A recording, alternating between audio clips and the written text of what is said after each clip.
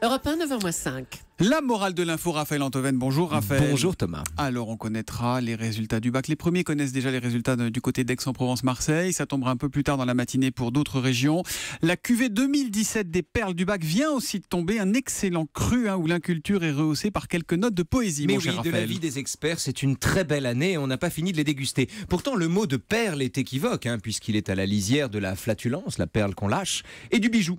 De fait, les perles du bac sont le plus souvent des niaiseries magnifiques dont la sottise témoigne pourtant d'une authentique inventivité conceptuelle. Une inventivité conceptuelle, Mais oui, carrément. écoutez ça, le bonheur est un sentiment d'heurosité. Chacun a la caricature de son heurosité, c'est personnel. L'heurosité est la clé du bonheur. Kant ne dit pas autre chose.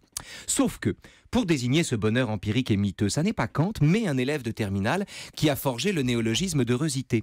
D'ailleurs, la disparité des bonheurs disponibles est elle-même célébrée par cet autre candidat qui affirme que chacun voit le bonheur d'un œil différent. Cosette mange du pain, Hitler tuait des juifs, tandis que d'autres mangent du chocolat dans leur lit. En fait, les perles du bac sont des moments d'absurdité qui, bizarrement, ne manquent pas de bon sens. Mais C'est ça. exactement, il y a toujours une logique à l'œuvre sous la déclaration aberrante, à l'image de ce candidat rousseauiste qui déclare sagement que pour se libérer de sa culture, il faut tout d'abord oublier tout ce qu'on sait, ainsi nous devenons stupides mais libres et c'est peut-être mieux comme ça.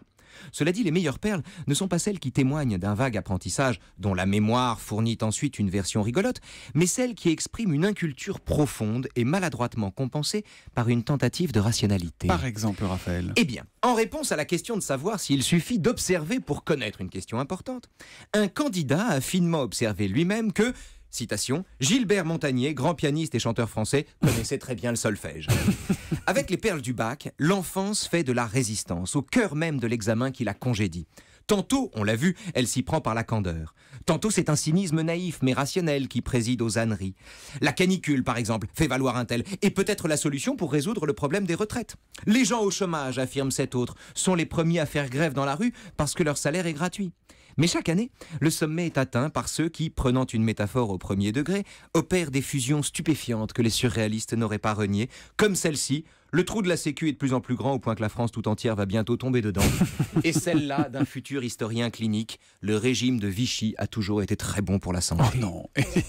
Et la morale de l'info, Raphaël? La plus belle des perles, imparable et définitive. En réponse à la question de savoir si la raison peut rendre raison de tout, voici ce que dit le candidat. Écoutez ça. Ce n'est pas la raison qui peut rendre raison de tout, c'est juste qu'à la fin, personne n'a raison et tout le monde meurt. Oh, mais ça, c'est mention très bien, ça. C'est magnifique. Merci beaucoup, Raphaël Antoven. La morale de l'info qui revient demain. À demain.